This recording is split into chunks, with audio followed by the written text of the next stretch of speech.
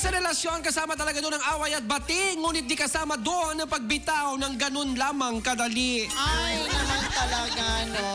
Dapat hindi bumibitaw ka agad sa relasyon. Kasi ito talaga ay dapat ipinaglalaban kung tama yung taong ipinaglalaban mo. Correct, Bumblebee, na may kasama pang Transformers. Sinasabi ko sa inyo.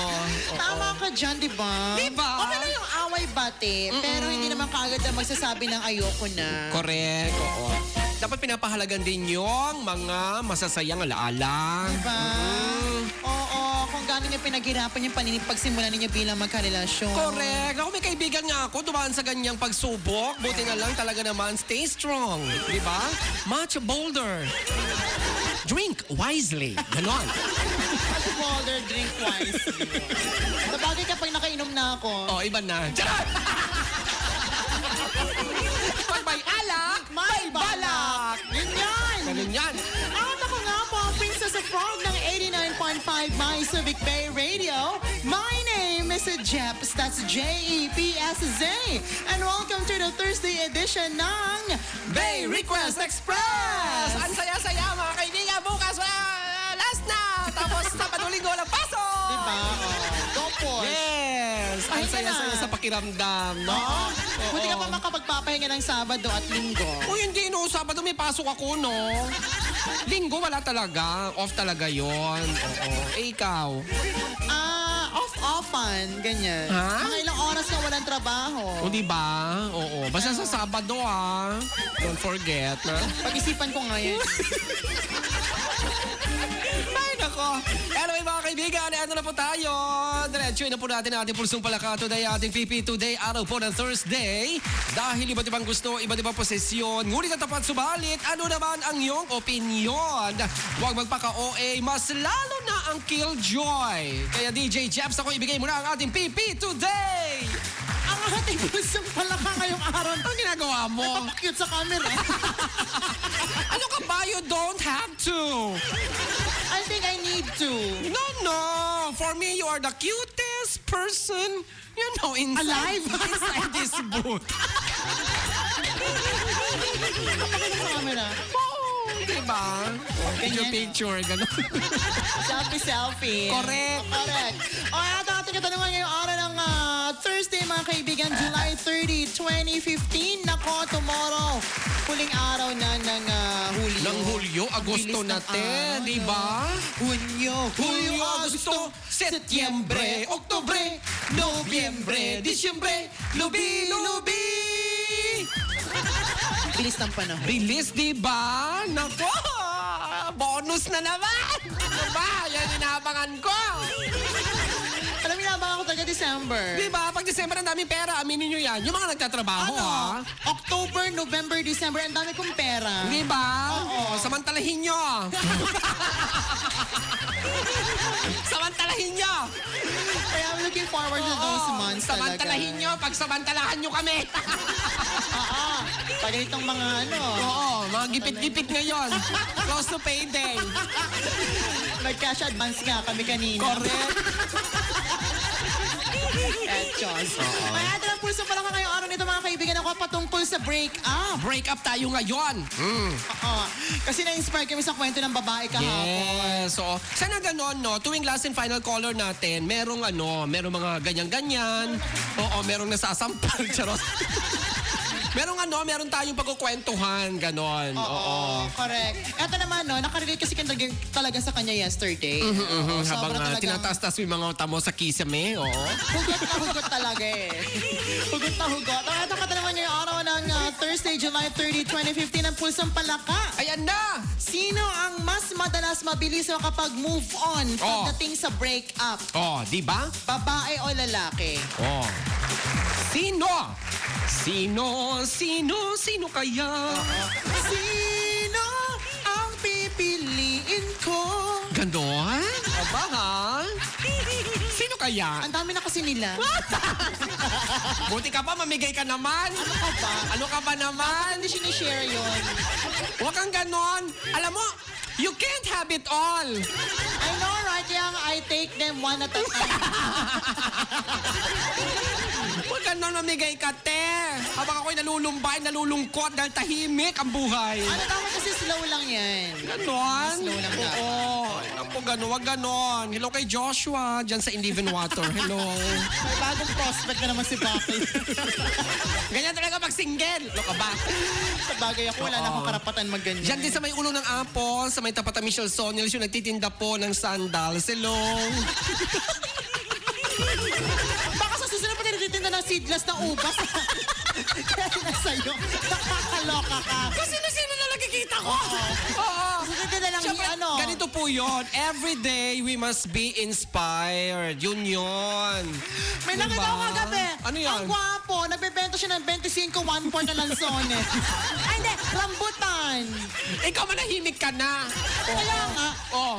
Actually, Saan yan banda? malapit sa Naval. Sana binili mo yung rambutan niya lahat. 25 kalahati, rambutan. Oo, diba? Kuya, magkano yung rambutan mo? Gano'n, diba? Kuya, nalaki ng rambutan mo. Ang kapal ng buhok O, mo. diba? Correct. Wala lang akong pera kagabi, naglakad ako eh.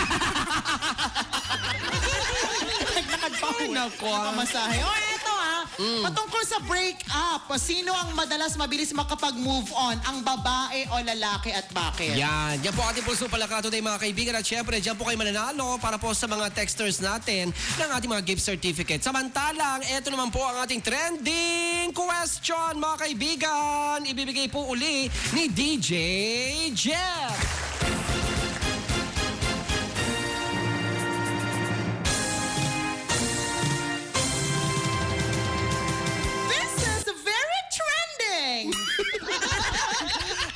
Question natin mga kaibigan. O eto ang lamok ba? Ang lamok ba? Kapag natutulog, nilalamok bakit din. isa lang? Ganon. Ano, isa lang daw talaga? Isa lang daw talaga, te. Maghati daw tayo, sabing ganon. Munuestra niya, one lang. Isa lang ganon. Ang pad mo, bastos ka. Ba't tinilaan mo yung cookies? Bastos ka! Paano ko kakainin yan? Magkaibigan naman Ang tayo, diba? dugyot-dugyot mo. Muntik na ako, may masabi sa microphone talaga. Bakit tayo Isa lang yan. Bakit mo tinilaan yung cookie? Tinilaan ko na naman. Oh. Ay, ayun pa. Wait, gusto yung packaging niya.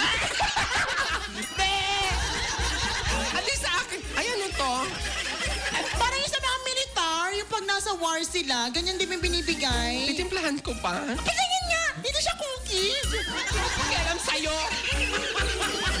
Huwag mo ako utuin. Binigyan pa ako ni Double B ng Swiss Miss O, mamahalin yan. Dark Chocolate Sensation. Sabi dito, titimplahan ko pa po. Kay Jeps Uy! po, binigay sa kanya ni Double B cookie. Hati tayo dyan. Hati naman tayo dito eh. Hindi, te. Akin na to, dinilaan mo na, te. Wag kang sugapa. Sabi ko nga kanina, di ba, you can't have it all. Kaya nga, let us take it one by one. Che! Kalahati na dinilaan ko, yung sheer part ko lang. Wala akong pakialam. Dilaan mo lahat. Ang arte-arte mo, baka dinidilaan mo. Ano? Laway ko ayaw mo, laway na iba. Ang dugyot-dugyot mo! Ano pa na tagal na magkaibigan, no? Share lang naman tayo. Huwag ganon. At least yung pwede mo hugasan, hindi mo pwedeng hugasan at lagyan ng sabon yung cookie. Hindi nga sinasabi mo, pati dila minsan. Hindi, di ba? We're talking about baso, glass. Di ba? Hahatiin naman to sa gitna box, ang arte mo. Wala akong Dito lang pakialam. ilaway ko sa gilid lang. Wala akong pakialam. Ubusin mo yan lahat. Dinilaan mo na yung cookie. Oo nga, parang ang pangit. Dinilaan ko yung cookie, hindi mo nakahilig dito. Di ba? Kapag halata na masiba ka. Ito na nga kasi ang tanong natin. Basta ako, pag after ng program, luluto. Ay, tatimplahin ko yan doon sa clinic. Alam mo ganyan yung mga packaging ng yung isa-isang bag ng mga Amerikano, yung mga US Navy, Oo, militars. doon pag gano'n sila nagwa-war, ang tawag doon pag may digmaan, di ba? Oo nga, war nga, digma. Oo nga, tinagalo ko lang. Bakit? Ayaw mo na ako, nakadila ka naman sa cookie ni Bibi. Cookie ni Bibi! Gusto ko nga ng tutti frutti ni Bibi. Ayoko ng cookie. Ang pangit paking Gusto ko tutti-frutti. O, ganyan, yung mga packaging. Meron pa yun may Meron pa pasta. to. Oh, yes. Pasta, oo. chocolate. Yung Correct. naka-steaks, diba? Oo. Ang sarap kasi ng spaghetti sauce Diba? nila. Naranasan ko yun before. Nung unang mga panahon, mayayaman yung mga nagaganyan lang. Ano ka ba? Mayaman si Bibi. Ako nakakatikim lang ako ng Swiss Miss pag binibigyan ako ng Royal. Nawagan sa Royal. Royal Choices. Hindi lang yun, pati Snapples. Diba? Oo. Patikim lang yung mga sasarap ng pagkain naman. Yung Correct. mga mahalin na ano. Naman. Sa Royal po ha. Kung meron po dyan mga sobra-sobra. Yung malapit na po mag-expired.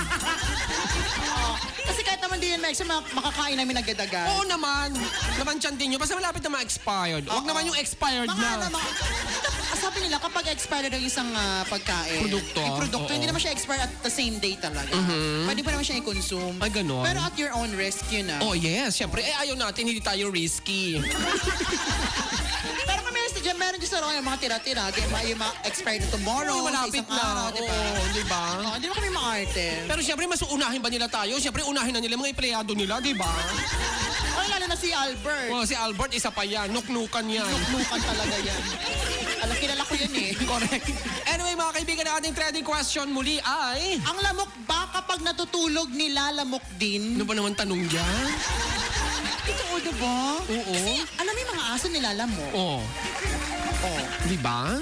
Eh sila lamok. Nilalamok ko sila ng kapwa nilalamok. O di ba? Oo.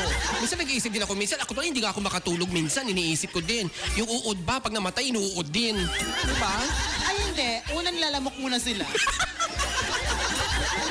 Kasi sino ba yung ano, yung tao? Meron pa, di ba?